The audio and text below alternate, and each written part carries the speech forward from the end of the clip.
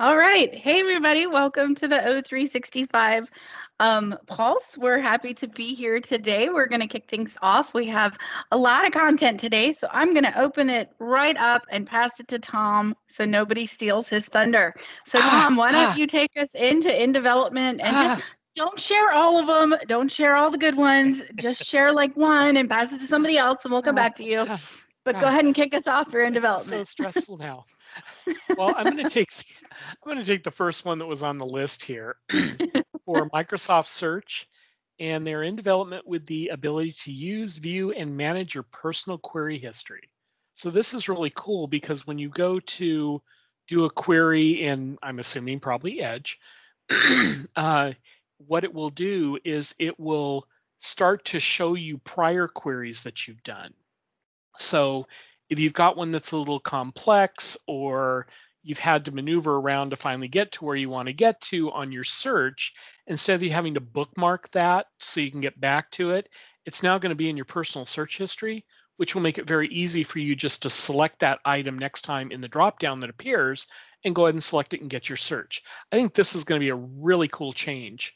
And it's going to help people get back to where they need to or be able to replicate certain things that they might do. Like if you have a SharePoint list that you want to look for certain things in it, that's going to show up now when you do your search for those I'm particular keys. always searching for the same things, so Yeah. that's very cool. So this Very is going to be cool. really nice. Looking forward to this one. All right, Tamara, what do you got? I've got Microsoft Teams, Teams casting for iOS and Android team apps.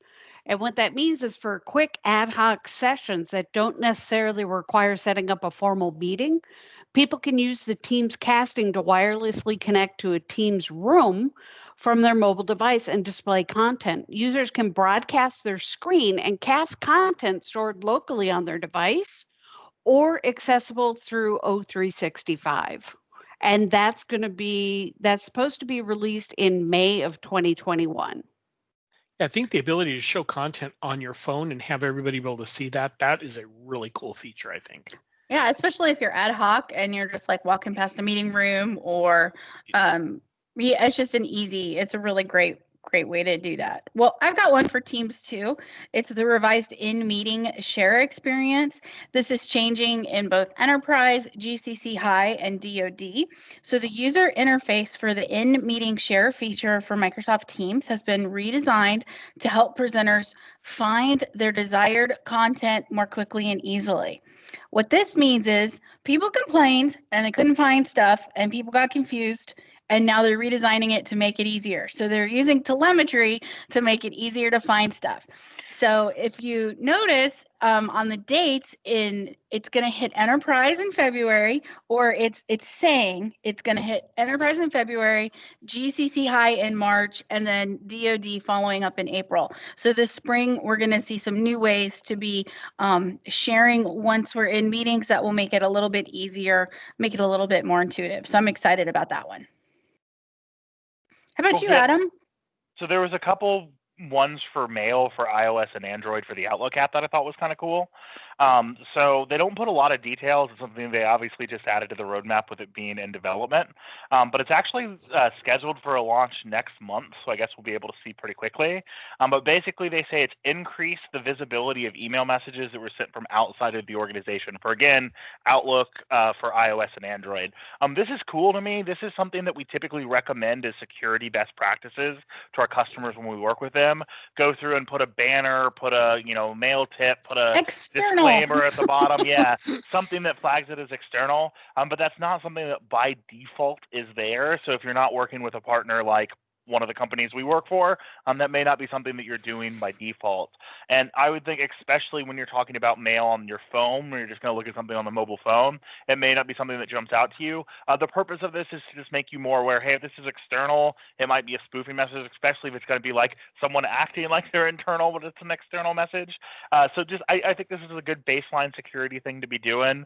Again, like there's other ways to go around it, and typically my customers have been doing this for a bit, but there was nothing by default there. So I think this is a pretty cool security safety thing that they're doing. And on top of that, it looks like it's coming out to all cloud. So GCC, GCC High, DoD, worldwide, standard, everything.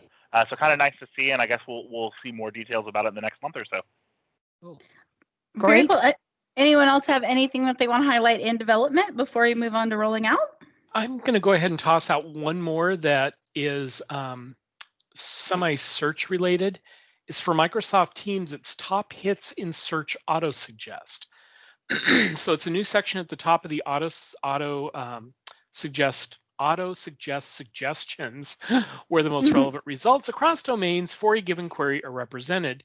Says that this feature is envisioned to reduce time taken for a successful search as well as gosh, I can't talk today, as well as benefit the user through better task completion, especially for results types situated lower in the suggestions well. So again, it's going to allow people to type in something and they may not get exactly what they need with the way that they typed it in, but these suggestions are going to filter up, and I'm sure AI will come into place here too. But it's going to allow people to get better search results. And anytime they get that, it's got to be a positive thing. So that's good. Awesome. Sounds great. Well, if we don't have anything else in development, I will pass it to Tamara and she can give us our first one for rolling out. Okay, I've got one that's a little silly, but I really like it. I love And that silly. is Planner Smart Backgrounds. I knew you were going to go there. Yeah. I've seen this all over Twitter, and none of the backgrounds I saw people posting about had anything to do with smartness. So it's supposed to add relevant and unique background images to your planner plans through smart image recommendations based on the title of the plan. Now, what I think is so neat about that is there are so many plans out there, you get lost in which plan that you're in. So it works to have another way to identify which plan you're in by having that background image. So I think it's a good idea for that reason. Yeah, that's fantastic. Great. Well, I've got one. Microsoft Project, create attachments on task. So add a file attachment or links to any task inside of Project.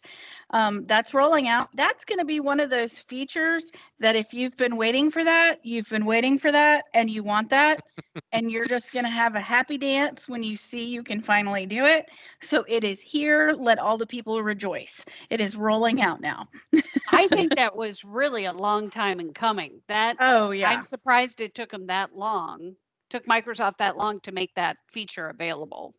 Yeah, I'm excited about that one, and I think there will be many rejoicing moments with that one. So I'm happy to see that one rolling out. I'm going to bring up on OneDrive, they now have full fidelity shared libraries in OneDrive. So it says not only can you sync shared libraries from SharePoint and Microsoft Teams to your PC or Mac using OneDrive, you can now view shared libraries in OneDrive on the web with support for viewing file metadata. Initial capabilities include viewing, sorting, and grouping by custom metadata, and changing your file view to any previously saved file view. This is huge if you've got libraries out there where it's more than just the title, the created date, stuff like that, but you've got like company, department, cost center, whatever. To be able now to see that in the file syncing is huge. I think that's going to make it much easier for people to get data, pull it down, and be able to look at it in more of a file share type arrangement and get more data than just all I see is the title name. And I think going forward, especially for us, as we're starting to look at migrating file shares and stuff like that over to OneDrive, this is going to be a cool capability to be able to then potentially push things up to SharePoint if we need to, or have SharePoint stuff coming down. It's just going to give them additional things they can see within that familiar interface for a file explorer type thing. So cool stuff. Yeah, that's really great. How about you, Adam? What do you see in rolling out that's exciting for you? Just a nice little thing to see, because I've had multiple customers that have recently adopted this. If you use advanced e-discovery, which is the new form of e-discovery that they've put out that's been out for about a year and a half, 2 years now, it now has the ability, if you're searching for files that are encrypted using native Microsoft encrypted technologies, to basically be able to decrypt that during discovery, which was not something it did before. This is kind of noteworthy because if you went through and you did a search and you're say, okay, I want to look for a file that contains this keyword or that was sent by this user or something like that, because it couldn't decrypt files even if they were encrypted with Microsoft native encryption, anything that was encrypted was included in the search results because it may have the data. So if you were a company, specifically a company that used encryption a lot, you'd go in and do an e-discovery search and you'd have 500 files that were included on there that chances are none of them have the data you need, but because it couldn't decrypt it, it just lumped it in because it, just in case. And so nice for this to see, especially companies that kind of rely on encryption, the ability to decrypt that in real time and make it discoverable when you're going through e-discovery. It makes sense for the native Microsoft encryptions to do this. So just nice to see the evolution of the product. Very cool. Very awesome. I don't have anything else for rolling out. All right. How about you, Tamara? I'm good. All right. I think that's pretty good for rolling out. How about in launch, Tom? What do you think in launch? What's great about launch this week? Well, I'm going to go ahead and stick with my theme, which seems to be search related this week. There's 4 towards the ends, which is good. And the first one is natural language search in Outlook. That should be out there now. And that means you can use everyday language to search for something. You don't have to think, term, or, and, parentheses, quote, not, all those things. You can now use a more natural language to make your searches or make your search requests and stand a better chance of getting the results back from that. So I think that is a huge thing. And then the Microsoft search, which is what you see across the top of the screen, like in SharePoint and things like that, that's now available in Excel Online, Word Online, and PowerPoint Online. So again, they've made the search experience more consistent now for any of your browser-based sites that you might hit, SharePoint, OneDrive, and now, the Office suite for the browser-based version. So again, be looking for that search bar across the top. It should work the same way as when you see it and use it in SharePoint and stuff like that. That's great. How about you, Adam? What do you see in launch that's especially exciting for you? So we've talked about this before in various stages, and I think it's a feature that everyone's going to be familiar with. But excited to see it finally launch. Plus addressing and Exchange is now a thing. Really? So plus Wow. addressing is something that Google had for a while that you could go through and do. I look at this for my own personal use as something I would actually use. Essentially how it works, if you have an email address that's user@domain.com, you can enter in an email as user + something else at domain.com, and all of that email will automatically be routed to user@domain.com's email address. But the technical address that the mail was sent to is user plus whatever string you put at the end of it. So in theory, how you could do this is you could go through and say, okay, I'm signing up for a newsletter somewhere, or I'm signing up for a mailing list. I can put in my user + and then put in the name of the mailing list or the name of that. This is good for 2 reasons. One, if you start getting a whole bunch of junk mail, you'll know who sold your data, Exactly. which is just nice to know who sold you down the river. But 2, you could also go in and create a rule. So for instance, like there's a website I like that I get a ton of cigars from. And cigar is one of my hobbies, and they send out emails like, hey, we have this new rare cigar coming in, it's going to go live on the website at 5 o'clock. And so I'll want to be able to see that. But when that's just coming into all the other junk that's coming into my main mailbox, it's hard to see. I could create a rule that highlights that or moves it to its own folder or something like that, which is kind of cool. And it just gives you a whole bunch of extra mailable addresses. You could also say you are going to a site and it's like, hey, you get 20% off your first item. Well, you could have as many first items as you wanted with plus addressing. So just kind of a cool feature and something that I think actually has use day to day, and something's been in Google for a while. So nice to see it go live on 365. Very cool. Great. Well, I have one that I think is kind of cool. Just because. And so this is Microsoft Forms, and this is the ability to print a blank form. And so this feature allows form designers to print a blank form or quiz for a responder who cannot fill out the form online so that they can finish the form. This is huge because, and I know every time we put this feature in that we need the ability to do this, the argument is, well, it's online forms. We don't need offline forms and everyone's connected to the internet. And, just because this is a great one, I'm glad we have it. I'm glad it's launching just because this will solve so many problems. Can you print the form? Yes. Why, yes, we can. So I'm happy that this one is here. So I'm happy to see that one launch. Great. I'm excited about Microsoft Teams live captions for one-to-one calls. So the live caption displays the text version of the audio in the call, and it can be enabled through the control bar within the call window. So now you can get all of that captured in text in case you need to refer back to it. Ooh, some of my one-to-one calls would be funny if they were captioned. Yes, they would be. And yes, fun to refer back to. Yeah. At least she didn't say yes, they are. All right. What else do we have in launch that's exciting, guys? That was really about it for me, was the search stuff that I've seen. I have another nerdy one. Go for it. Nerd away.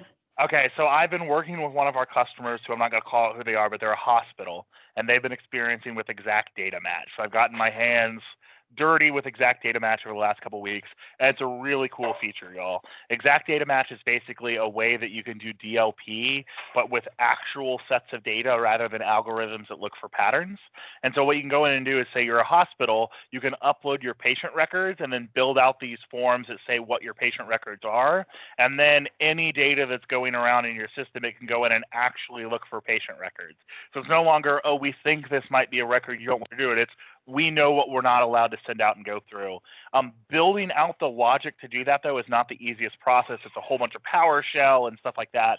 But anyways, there's some updates coming to EDM. One of the main ones, it's now available in the government cloud, which is awesome. You can see a lot of government customers, specifically ones that have FINRA and HIPAA and NIST implications, needing some of this. So really cool to see that come through. In addition to that, it will now support data files containing up to 100 million rows, which is a lot. But if you think about people that have like customer data, if you think about some of the bigger organizations out there, they could have SQL files that are just massive amounts of customer data. Makes sense that they're supporting that much. And then finally, there's incorporating what they call SALT into hashtags. I talked about this before. I can remember watching Tom and Jen's eyes glaze over when I talked about this. Without going into it too much, when you add SALT into what you're doing with data entry, it's basically adding a random string in the middle of data to make it harder to track. So say you have like, or say you have like a number that you're doing, you have like 3 digits of the number, then a random string, then 3 digits of the number, and that's going to be much harder to figure out what it is than if it's just 6 numbers together that you're doing. And so that's the idea of adding SALT. It's a security feature that you can do. The fact that EDM is now incorporating this in too, which is again kind of showing them putting their money where their mouth is and incorporating this advanced security features, is just nice to see. And EDM is one of those things that I think 5 years from now is going to be industry standard for a ton of industries out there. It's really freaking cool. It's complicated to implement, but it's really freaking cool when you see what's going on with it. So happy to see all the updates coming there, and specifically happy to see it coming to the government clouds. Very cool. I had one more thing to add to launch, and that's GCC support for devices management in Teams Admin Center. And what that means is the Team Admin Center enables effective management of teams. So now Microsoft customers who have tenants in the GCC environment can also manage their team devices from the Teams Admin Center. So admins can now control the entire life cycle of their team's devices, which includes an increasing variety of supported device types like IP phones, collaboration bars, Teams displays, and team meeting room devices. Very cool.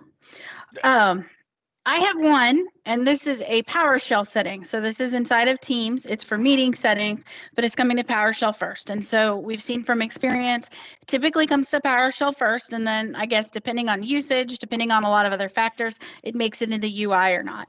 This is a setting for configuration for the meeting lobby where you can say, put everyone in the meeting lobby except the organizer. So the only person that goes directly into the meeting is the person who organized the meeting. So then even the people in the same organization still go to the lobby. No one bypasses and goes directly into the meeting. Depending on the meeting you're doing, if you want to set things up, if you want to do different things, there could be a need that you want to have that configuration. That would be something that you would set up inside of PowerShell. So that is launched out in, I believe, the Enterprise Cloud. So that's something that has, let me check the cloud here. Yeah, that's, Enterprise and GCC. So it's not in High and DoD yet, but Enterprise and GCC, that's launched. So that setting is there, so you can set that up if that's what something that you're looking for.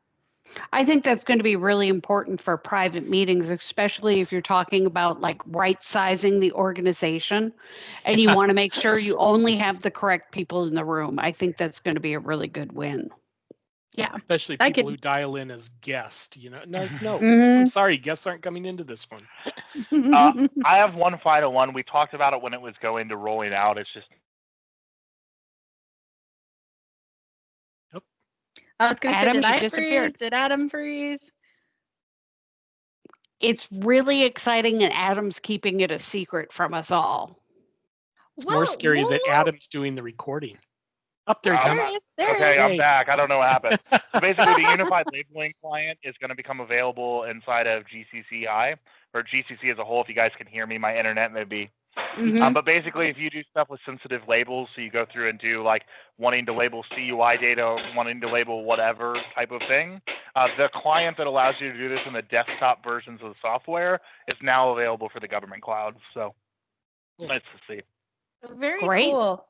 Well, closing it out today, I am not even going to give the canceled items any love because every one of them is a duplicate that's being removed. So there's really no need to talk about the canceled items because there's nothing to see here, folks. Just nothing to see. So basically, we're at the beginning of the year again, and not the fiscal year, but the beginning of the calendar year, and people are back from vacation and cleaning up the roadmap. And so duplicates are getting merged together and items are getting cleaned up. So nothing really in canceled that's of importance. And that's that. So we will be back next week with another round of the O365 Pulse or Microsoft 365 Pulse or whatever pulse you want to call it. And we will give you another set of updates. So thanks, everybody. Bye, guys. Thanks. Bye now.